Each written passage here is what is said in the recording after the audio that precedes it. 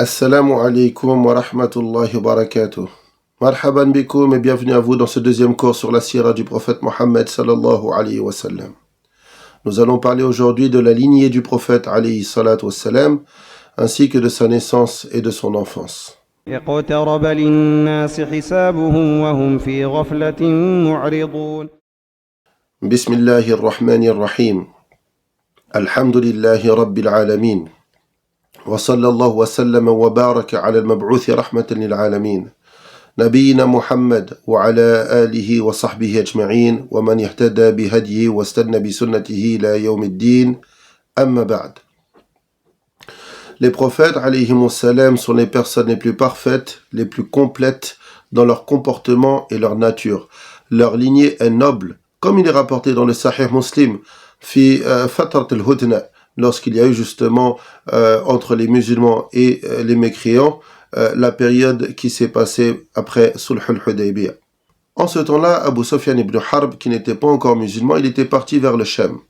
Héraqel, qui est Héraclès en français, il a demandé à voir Abu Sufyan. Héraqel gouvernait l'Empire romain d'Orient à cette époque. Donc il a convoqué Abu Sufyan en présence de ses compagnons. Et il a demandé aux compagnons de Abu Sufyan que si Abu Sufyan ne mentait ne serait-ce qu'un seul mensonge, alors qu'il l'en informe. Ensuite, il posa des questions précises, et parmi ces questions, il le questionna au sujet de la lignée du prophète Mohammed sallallahu alayhi wa sallam. Il lui a dit « Kayfa kana nasubuhu fikum » Donc il lui a dit quelle était sa lignée parmi vous. Et Abu Sufyan lui a répondu « Dhu nasabin fina » il est de notre lignée. Alors, Héraclès, il lui a dit « Kadhalika ar-rusul tub'athu fi nasabi qawmiha » il lui a dit de même les messagers, ainsi ils sont envoyés dans la lignée de leur peuple. Hadi sunnatullah concernant les prophètes et les messagers. En général, ils sont parmi les plus honorables personnes car ils sont les messagers d'Allah subhanahu wa ta'ala. Ils doivent avoir une lignée et un certain rang dans leur peuple. Le prophète Mohammed sallallahu alayhi wa sallam wa Muhammad ibn Abdullah ibn Abdul Muttalib, ibn Hashim ibn Abdi Manaf, ibn Qusay, ibn Kilab ibn Murrah ibn Ka'b, ibn Lu'ay ibn Ghalib ibn Fihr, ibn Malik ibn Nadr ibn Kinana, ibn Khuzaymah ibn Mudraka ibn Ilyas, ibn Mudar ibn Nizar ibn Ma'd ibn Adnan, tel que c'est rapporté dans une chaîne de transmission que l'on trouve dans le Sahih al-Bukhari. En cela, il n'y a pas de divergence et Adnan est descendant d'Ismaïl, une lignée pure et honorable. Le prophète Mohammed sallallahu alayhi wa sallam a dit « Lam azal antaqil bayna aslab al-rijal khiyarat al-ansab min nikah ila nikah » Il a dit « Je descends d'une lignée continue entre des hommes de la meilleure lignée, de mariage en mariage. » C'est-à-dire qu'il n'y a pas dans la lignée du prophète Mohammed sallallahu alayhi wa sallam d'union interdite ou de fornication ou d'union haram. Il est rapporté de Wathila ibn al-Asqa' que le prophète Mohammed sallallahu alayhi wa sallam a dit إن الله اصطفى من ولد إبراهيم إسماعيل عليهما السلام واصطفى من ولد إسماعيل بني كنانة واصطفى من بني كنانة قريشا واصطفى من قريش بني هاشم واصطفاني من بني هاشم. Le prophète sallallahu alayhi wa sallam dit dans ce hadith, Allah a choisi parmi les descendants d'Ibrahim, Ismaïl, et il a choisi parmi les descendants d'Ismaïl, Banu Kinana, et il a choisi Quraysh parmi les Bani Kinana, et il a choisi parmi les Quraysh, Banu Hashim, et il m'a choisi de Banu Hashim. La base de ce hadith est dans le Sahih Muslim et il est rapporté par l'imam Tirmidhi dans son Sunan. Le messager d'Allah sallallahu alayhi wa sallam est d'une lignée noble de son peuple. Son père est Abdullah ibn Abdul Muttalib. Il était l'un des hommes les plus beaux parmi les Quraysh et il était très aimé de son père. Sa mère est Amina bint Wahb. Son père était Sayyid Bani Zuhra. Dans son rang, son ascendance, il était d'une famille connue et reconnue. Le grand-père du prophète Mohammed sallallahu alayhi wa sallam était Abdul Muttalib, Sayyid Qabilat Quraysh. Il était connu pour de grandes distinctions, comme le fait d'avoir creusé le puits de Zamzam. Bien entendu, l'histoire du puits de Zamzam est connue. Lorsque Ismaïl alayhi salam était enfant, il a tapé la terre avec ses pieds et a jailli l'eau de Zamzam de cet endroit. Puis les gens, ils se sont regroupés dans cette vallée alors qu'il n'y avait ni vie ni culture. C'était la da'wa d'Ibrahim alayhi salam lorsqu'il a laissé Hajar et son fils Ismaïl. Elle lui a dit « Ya Ibrahim, liman tatrukuna fi hadha al-makan, fi hadha al-wadi al-faqr, la zar' wa la haya wa la ins » Elle a dit « Oh Ibrahim, pour qui nous laisses-tu en ce lieu, dans cette vallée, la pauvreté, pas de récolte, pas de vie, pas d'être humain ?» Et Ibrahim ne lui répondait pas jusqu'à ce qu'elle posait une question claire. Elle lui a dit Allahu amaraka bihada faqal na'am qalat idhan la yudayyuna. Elle a dit est-ce Allah qui t'a ordonné cela? Il répondit oui. Elle a répondu alors il ne nous délaissera pas. C'est cette confiance en Allah subhanahu wa ta'ala, cette foi et ce tawakkul qui l'a fait tenir elle et son fils dans cette vallée. Lorsque l'eau de Zamzam a jailli, les tribus sont venues de toutes parts. Ils savent que c'est un endroit pauvre, il n'y a pas de vie, il n'y a pas d'eau. Ils ont demandé la permission de rester, elle leur a permis, elle leur a autorisé, et avec l'une d'entre eux, s'est marié Ismaïl alayhi salam et la vie arabe a alors commencé. Puis est venu un moment où cette eau a disparu. Et Abdul Muttalib, qui était sayyid de Quraysh, il a vu en songe quelqu'un lui demander de creuser Zamzam. Il a vu cela 3 fois, mais il ne sait pas où creuser, où il doit creuser. Mais la 4e fois, il a vu en songe l'endroit où il doit creuser. L'endroit lui fut montré. Il est parti et il a creusé Zamzam. À ce moment-là, l'eau est montée, a jailli et elle est sortie. Alors il a kabbar, Allahu Akbar. Et la vallée, elle a frémi pour son takbir. Quraysh a compris qu'il a trouvé Zamzam. Ils sont venus et ils lui ont dit Nahnu ma'aka fi Zamzam, ashrikna fi. Ils ont dit nous sommes avec toi pour Zamzam. Associe-toi à nous. Lui, il a dit non. Il a dit Ana urituha fi ru'ya wa ana alladhi hafartuha wa ana alladhi atawallaha. Il a dit, elle m'a été montrée à moi en songe, et c'est moi qui l'ai creusée, et c'est moi qui en ai la charge. Et ils ont été durs ensuite contre lui à ce moment-là. Ils étaient nombreux, et lui, il n'avait pas d'enfant en dehors d'eux, Al-Haritha ibn Abdul Muttalib. Ils ont eu le dessus sur lui pour Zamzam. Alors lui, il a fait un nadr. Il a fait un nadr que si Allah lui donne 10 enfants, il sacrifierait l'un d'entre eux pour Allah. Nadr ajib, une étrange façon d'être reconnaissant, de sacrifier l'un de ses enfants. Et cela s'est produit. Il a eu en effet 10 enfants. Et pendant que les autres étaient en conflit pour savoir qui aurait la responsabilité du puits de Zamzam, il a dit « Nahtakim, jugeons ». Ils ont donc décidé de porter le jugement vers une voyante, Kahina, qui était au nord de la péninsule arabique. Ils prirent la route pour ce voyage et entre eux et cette voyante, ils doivent traverser le désert. Leur réserve d'eau, elle s'est épuisée. Alors ils demandèrent de l'eau des tribus avoisinantes, mais tous refusèrent de leur donner. Ils disaient tous qu'eux aussi ils étaient dans le besoin de l'eau, et ils ne pouvaient pas leur en donner, au risque de se retrouver eux aussi assoiffés. Alors ils ont demandé l'avis d'Abdul Muttalib, car il était le plus honorable parmi eux. Et il leur a dit que chacun d'entre eux creuse sa tombe. Et c'est étrange ce qu'il leur a dit, que chacun d'entre eux creuse sa tombe, puis ensuite chacun d'entre eux s'allonge à côté de sa tombe. Et si l'un d'entre eux meurt, alors on le pousse dans sa tombe et on l'enterre. De cette façon, chaque personne sera enterrée et leur corps sera préservé sous terre. Le dernier sera celui qui aura été perdu. Il vaut mieux perdre l'un d'entre nous que perdre le groupe tout entier. Alors ils ont fait comme il a dit. Puis lui, il leur a dit, Wallahi ma hadha birra'i. Il leur a dit, Wallah, ce n'est pas un avis acceptable. Levez-vous qu'on cherche de l'eau plutôt que de mourir de cette façon. Et au moment où sa chamelle s'est levée, de l'eau est montée et a jailli dessous ses pattes. Alors, ils ont fait des takbir, Allahu Akbar, ils ont bu et ont survécu. Abdul Muttalib, il a alors appelé les tribus avoisinantes pour qu'elles viennent boire eux aussi et qu'ils prennent de l'eau tant qu'ils en ont besoin. Les gens ont alors compris que ceci était un signe et que la responsabilité du puits de Zamzam lui revenait. Quant au sujet du nadr qu'il a fait concernant le fait de sacrifier l'un de ses enfants, c'est pour cela que le prophète Mohammed sallallahu alayhi wa sallam est connu sous le nom de Ibn Dhabihayn, qui veut dire le fils des 2 sacrifices. Le premier sacrifice étant Ismaïl alayhi salam, le fils d'Ibrahim alayhi salam. Ibrahim a vu en songe qu'il sacrifiait son fils en offrande pour Allah, puis Allah lui a remplacé cela par un bélier. Pour ce qui est du fils de Abdul Muttalib, lorsqu'il a eu les 10 enfants, il a voulu accomplir son nadr et sacrifier l'un d'eux. Et il a fait un tirage au sort que les Arabes pratiquaient à l'époque, et de ce tirage au sort sortit le nom de Abdullah, qui était le fils qu'il aimait le plus. Il a fait ce tirage au sort une 2e fois, puis une 3e fois, et à chaque fois cela tombait sur son fils Abdullah. Alors il ne savait pas comment faire. Ils lui ont dit ensuite de tirer au sort entre son fils Abdullah et 10 chameaux. Et cela tomba encore sur Abdullah.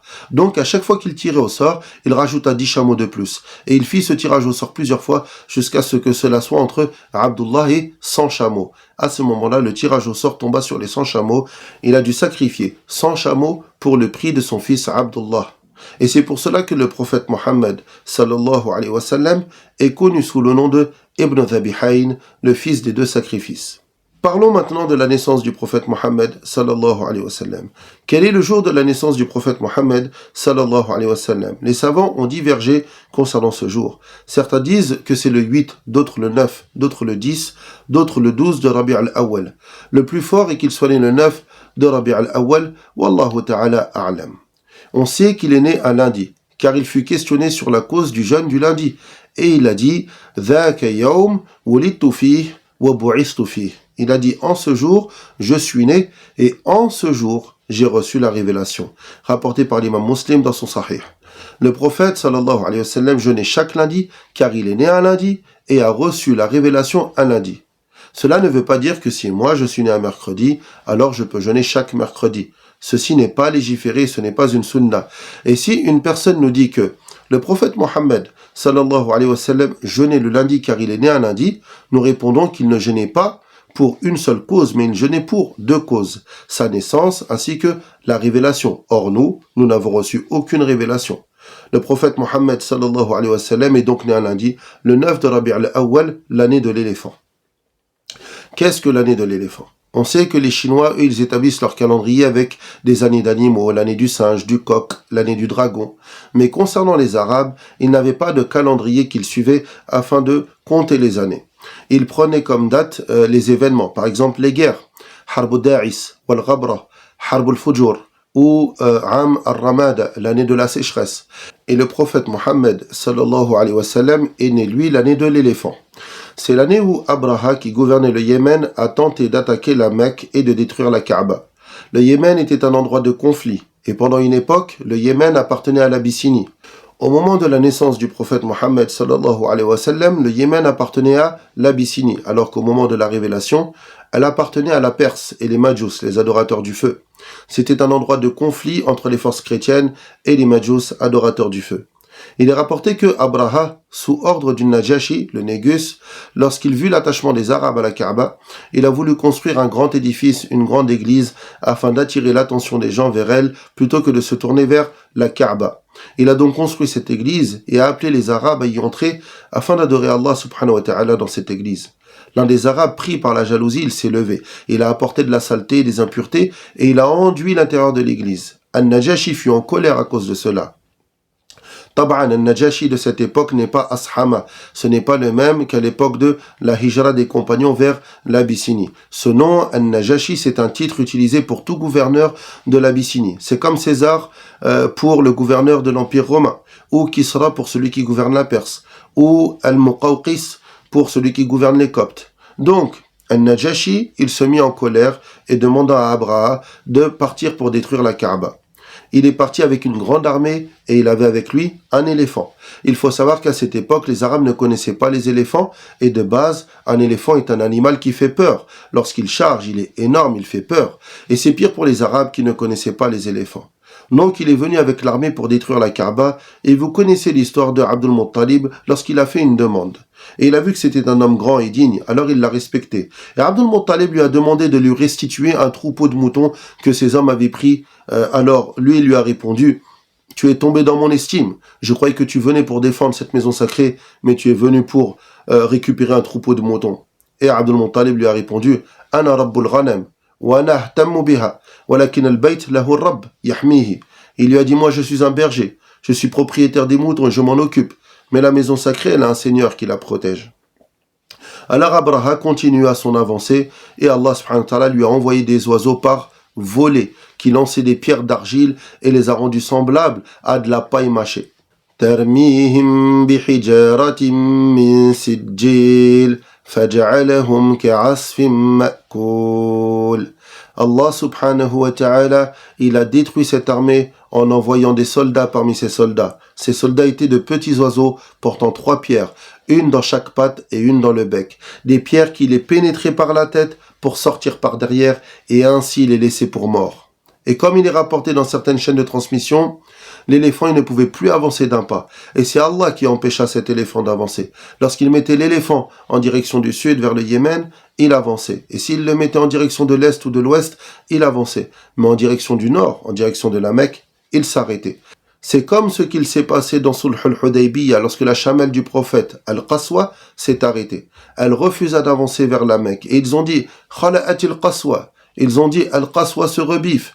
Le prophète Mohammed sallallahu alayhi wa sallam a dit « Ma khala'at wa ma dhalika laha bi khuluq ». Il a dit « Al-Qaswa ne se rebiffe pas ». D'ailleurs, ce n'est pas dans ses habitudes. « Walakin habasaha habisul fil ». Il a dit « Elle a seulement été arrêtée par celui qui a arrêté l'éléphant ». Allah subhanahu wa ta'ala. C'est en cette année que le prophète Mohammed sallallahu alayhi wa sallam est né. Et le temps entre cet événement et la naissance du prophète Mohammed sallallahu alayhi wa sallam est court. Et les savants disent que Allah subhanahu wa ta'ala n'a pas honoré Quraysh à cause de la mécréance et de leur polythéisme. Mais en fait, il a honoré Quraysh pour avoir défendu la maison sacrée. Car si Abraha avait réussi, alors la mère du prophète, alayhi salam, qui était enceinte de lui, serait devenue une esclave. Et le prophète Mohammed, sallallahu alayhi wa sallam, lui-même aurait été esclave. Ce qui est le plus authentique concernant la naissance du prophète Mohammed, sallallahu alayhi wa sallam, est que sa mère Amina a vu de la lumière sortir d'elle. Une lumière qui éclaira les palais de Bosra au Shem, qui est la région de l'actuelle Syrie. Quant à ce qui est rapporté concernant le palais de Kisra qui se serait écroulé ou que le feu que adoraient les Perses se serait éteint, etc., toutes ces riwayat, toutes ces chaînes de transmission ne sont pas authentiques. Wallahu ta'ala a'lam. Ceci est sa naissance du point de vue historique classé selon les événements. Et sa naissance, bien entendu, en elle-même est un événement historique, un grand événement. On voit beaucoup de personnes fêter chaque année le 12 du mois de Rabi' al-Awwal sa naissance, alors qu'il y a une divergence sur ce jour. Et ce qui est sahih, wallahu ta'ala a'lam, est qu'il soit né le 9 du mois de Rabi' al-Awwal. Par contre, Bittifaq al-ulama, il n'y a pas de divergence et les savants sont d'accord sur le fait qu'il soit décédé le 12 du mois de Rabi' al-Awwal. Est-ce que le prophète Mohammed sallallahu alayhi wa sallam fêtait sa naissance? S'ils disent oui, il jeûnait le lundi, nous avons expliqué que la cause de ce jeûne était sa naissance ainsi que la révélation. Et quand bien même il voudrait fêter sa naissance, alors il serait plus proche de jeûner chaque lundi, comme le faisait le prophète Mohammed sallallahu alayhi wa sallam, plutôt que de se regrouper une seule fois dans l'année, chanter, danser, tout cela dans la mixité, avec des paroles shirkiya dans les chansons, wala iyadhu billah. Est-ce que les compagnons du prophète Mohammed sallallahu alayhi wa sallam ont fêté sa naissance par amour pour lui? La réponse est non.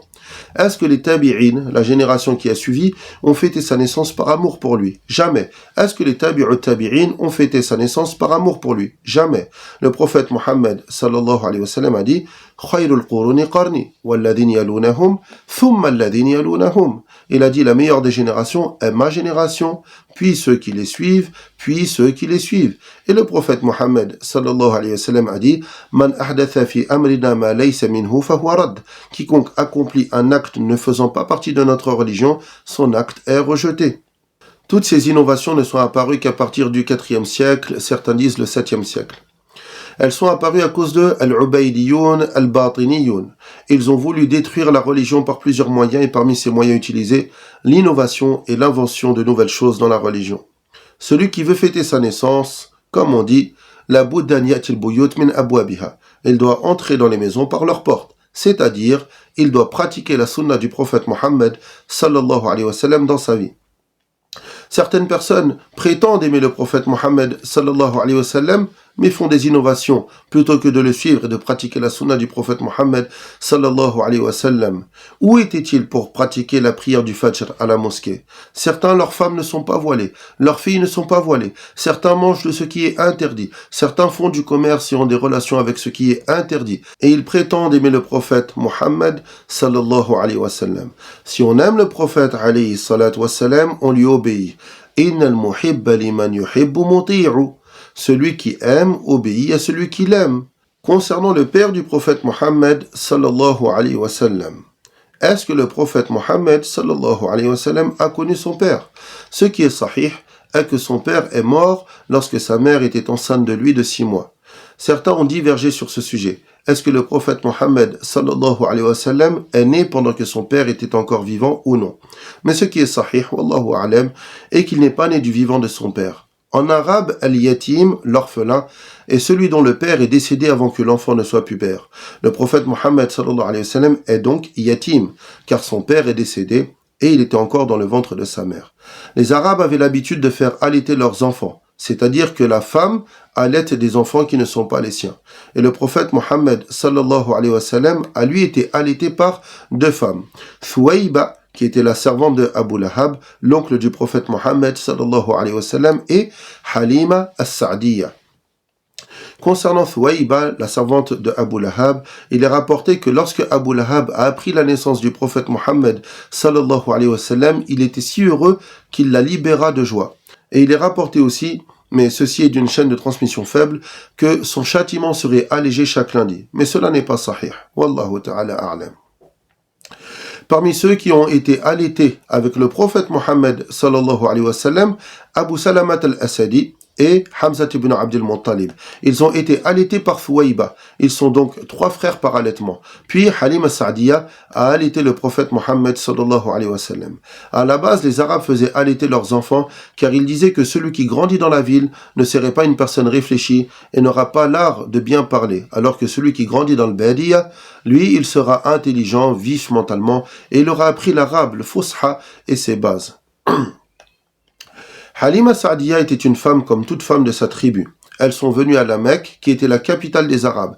C'était à l'époque la plus grande ville et c'était la ville sacrée pour les Arabes. Donc ils y allaient afin de trouver leur subsistance. Car si elle allaite le nourrisson d'un père riche, elle obtiendra de sa part de l'argent.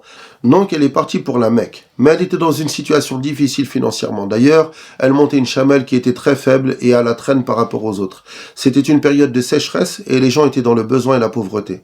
Elle est arrivée à la Mecque parmi les derniers, et les autres femmes, elles avaient déjà pris tous les enfants des riches, car elles sont arrivées avant elle, et il ne restait qu'un seul orphelin, qui était Muhammad ibn Abdullah, sallallahu alayhi wa sallam. Alors elle ne s'attendait à rien de bien, alors elle a hésité à l'accepter, mais elle avait honte de rentrer sans aucun enfant, donc au final, elle accepta de prendre le prophète et de l'allaiter. Et subhanallah, les portes du bien se sont ouvertes pour elle lorsqu'elle accepta cet enfant béni. Elle a vu cela de ses propres yeux. À peine elle a monté sur sa chamelle était devenue la plus rapide de toutes les montures. Les hommes eux-mêmes étaient étonnés de voir à quel point sa chamelle était devenue forte et rapide. Aussi, elle se plaignait elle d'avoir peu de lait. Puis à ce moment-là, elle avait du lait en abondance, suffisamment pour elle, et même plus encore. Elle avait plus de lait que ce qu'elle avait besoin. Lorsqu'elle envoyait le berger aller faire paître ses ovins, elle avait des moutons. Si elle envoyait le berger aller faire paître ses moutons ne se dirigeaient que vers les prairies les plus vertes. Alors les hommes, ils envoyaient leurs moutons aller paître derrière ces moutons, car ils savaient que ces moutons ne se dirigent que dans les endroits où il y a la baraka. Alors lorsqu'elle a fini de l'allaiter au bout de 2 ans, elle a voulu le garder un peu plus. Alors elle a demandé à sa mère, Amina, en lui disant qu'elle craignait pour sa santé s'il retourne à la ville. Alors sa mère, elle accepta qu'il reste 2 ans de plus. Le prophète Mohammed sallallahu alayhi wa sallam a ainsi grandi dans Badiyati Bani Sa'd. Il est resté auprès d'elle jusqu'à l'âge de 4 ans environ, jusqu'à ce qu'il se passe un événement. Et cet événement, il est sahih, et il se trouve dans les recueils de hadith, ainsi que dans les livres de la sira. Un événement miraculeux parmi tous ces événements miraculeux, comme le voyage nocturne, la révélation qui descend sur lui, ou la lune qui se fondit, ou l'eau qui jaillit d'entre ses doigts, c'est un événement miraculeux. Le prophète Mohammed sallallahu alayhi wa sallam, sa poitrine fut ouverte. Certains disent que cela s'est produit 3 fois, mais ce qui est sahih, wallahu a'lam, c'est que cela s'est produit 2 fois dans sa vie. La première fois, lorsqu'il vivait chez Bani Sa'd. Donc le prophète sallallahu alayhi wa sallam, il était petit, il avait 4 ans et il jouait avec des enfants. Et Jibril alayhi salam, il est venu. Il l'a pris et l'a allongé et les enfants, ils regardaient. Puis il a ouvert sa poitrine et a sorti son cœur et l'a lavé dans un récipient en or, tast, comme une petite bassine. Il l'a lavé dans un récipient en or avec l'eau de Zamzam. Il l'a purifié, l'a posé, puis l'a lavé une autre fois. Puis il a remis le cœur à sa place et a fermé sa poitrine. Anas radiyallahu anhu a dit فَمَا زِلْتُ أَرَى الشَّقْ أَثَرَهُ فِي صَدْرِهِ عليه الصلاة والسلام. Il a dit, je voyais encore la trace de la cicatrice sur sa poitrine. Allahu Akbar. Nous avons sans doute la preuve de la première opération chirurgicale dans toute l'histoire de l'humanité. Il est rapporté dans le Sahih Muslim d'après Anas ibn Malik radiyallahu anhu أن النبي صلى الله عليه وسلم أتاه جبريل وهو يلعب مع الغلمان فأخذه فصرعه فشق عن قلبه فاستخرج القلب فاستخرج منه علقة فقال هذا حظ الشيطان منك ثم غسله في طست من ذهب بماء زمزم ثم ألمه أي جمعه وضم بعضه إلى بعض ثم أعاده في مكانه وجاء الغلمان يسعون إلى أمه أي مرضعته فقالوا إن محمد قد قتل فاستقبلوه وهو ممتقع اللون وقال أنس رضي الله عنه وقد كنت أرى أثر المخيط في صدره. Il dit Anas radiallahu anhu, le prophète Mohammed sallallahu alayhi wa sallam, Jibril est venu vers lui alors qu'il jouait avec les enfants. Alors il l'a saisi, il l'a mis au sol et lui a sorti son cœur et en a extrait un morceau. Il a dit, ceci est la part de Shaitan qui te revient. Puis il lava son cœur dans un bassin en or avec l'eau de Zamzam, puis il l'a remis. C'est-à-dire qu'il le rassembla de toutes parts, puis le remit à sa place. Alors les enfants, ils sont venus chercher sa mère, c'est-à-dire sa nourrice qu'il allaitait, Halima. Et ils ont dit que Mohammed avait été tué. Alors, ils se sont mis face à lui, et lui, il était pâle à cause de ce qui vient de se produire. Anas a dit, radiallahu anhu, et je pouvais voir la marque des points de suture sur sa poitrine. Ceci est un événement miraculeux de la part d'Allah subhanahu wa ta'ala, l'omniscient, le sage. Le prophète Mohammed sallallahu alayhi wa sallam est retourné vers Halima et il était pâle à cause de cette opération. Alors elle fut prise de peur, elle avait peur qu'il meure alors qu'elle en avait la charge. Donc, elle retourna vers la mère du prophète Mohammed sallallahu alayhi wa sallam, Amina, pour lui rendre. Puis il resta auprès de sa mère environ 2 ans. Ensuite, sa mère mourut alors qu'elle se trouvait à Médine. Il avait 6 ans, alayhi salatu wa sallam. Elle visitait les oncles maternels de Abdullah. Et dans les livres de Sira, il est mentionné qu'elle visitait les oncles maternels du prophète Mohammed sallallahu alayhi wa sallam. Et ils sont de Bani Zuhra, de la famille de Amina. Alors que les oncles maternels du père du prophète, Abdullah, sont de Bani Najjar, de Médine à la base. Ahl Sira, lorsqu'ils disent visiter les oncles maternels du prophète, les Arabes, parfois, ils disent les oncles maternels de un tel, en disant le akhwal, et ils visent cela par les oncles maternels du père de la personne, mais ils l'affilient au fils. Donc, elle est revenue de là-bas, de Al-Madina, et elle était malade. Puis, elle est décédée donc en chemin à un endroit qui s'appelle Al-Abwa, et elle fut enterrée à cet endroit-là. Donc le prophète Mohammed sallallahu alayhi wa sallam, son père est mort alors qu'il était encore dans le ventre de sa mère de 6 mois et sa mère est morte alors qu'il avait 6 ans. Ensuite son grand-père Abdul Muttalib le prit à sa charge et il lui donna beaucoup d'amour. Il l'aimait beaucoup. C'était Sayyid de Quraysh. Il avait une place à l'ombre de la Kaaba. Personne ne s'asseyait à cet endroit parmi ses enfants. Mais le prophète, alayhi salatu wassalam, lorsqu'il sortait, il était encore enfant, mais lui, il s'asseyait à cet endroit. Ses oncles venaient pour l'enlever de cette place et son grand-père leur disait de le laisser. Cette place était aussi pour lui. Il lui donnait beaucoup d'amour, de tendresse. Il le sentait, il l'embrassait. Ensuite, son grand-père, Abdul Muttalib, décéda lorsque le prophète Mohammed sallallahu alayhi wa sallam avait 8 ans. Subhanallah, décès après décès, alors qu'il n'a même pas dépassé l'âge de 8 ans. Et lorsqu'on regarde les livres de Sira, on comprend que Allah subhanahu wa ta'ala a voulu que le prophète Mohammed sallallahu alayhi wa sallam se distingue du reste des hommes. Que personne ne se charge de son éducation si ce n'est Rabbul Alamin. ألم يجدك يتيما فأوى ووجدك ضالا فهدى ووجدك عائلا فأغنى. Allah subhanahu wa ta'ala dit dans ce verset, ne t'a-t-il pas trouvé orphelin, alors il t'a accueilli? Ne t'a-t-il pas trouvé égaré, alors il t'a guidé? Ne t'a-t-il pas trouvé pauvre, alors il t'a enrichi? Subhanallah. Concernant les parents du prophète Mohammed sallallahu alayhi wa sallam, ceci est un sujet sensible, mais son père et sa mère font partie des gens du feu, tel que c'est rapporté dans le Sahih Muslim. C'est un sujet où les savants ont divergé depuis longtemps, et la cause de cette divergence est leur amour pour le prophète Mohammed sallallahu alayhi wa sallam. Ils espèrent par amour pour le prophète Mohammed sallallahu alayhi wa sallam que les personnes que le prophète Mohammed sallallahu alayhi wa sallam aimait soient au paradis. Cependant, nous, en tant que musulmans, nous ne pouvons rien mettre en avant sur la révélation. On s'arrête sur les informations nous venant du Coran et de la Sunna.